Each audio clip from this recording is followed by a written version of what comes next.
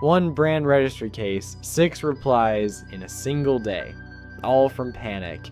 Pending doesn't mean rejected. A brand registry case gets held pending, usually for standard verification like documents or product images.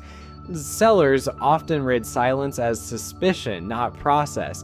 In real cases, roughly 1 in 10 reacted by sending multiple fragmented replies instead of one clear submission.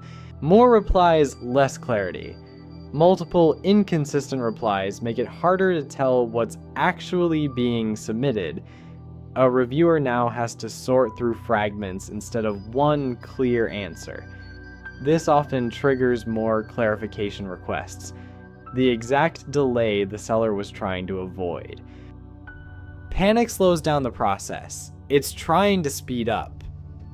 Cases take longer to resolve, not shorter. Confusing submissions increase the chance of avoidable rejection. The seller's own anxiety becomes the actual obstacle, not the original request. One clear reply beats 6 rushed ones. Read exactly what's being requested before responding. Submit one complete, consistent reply with everything asked for. If something's unclear, ask one direct question.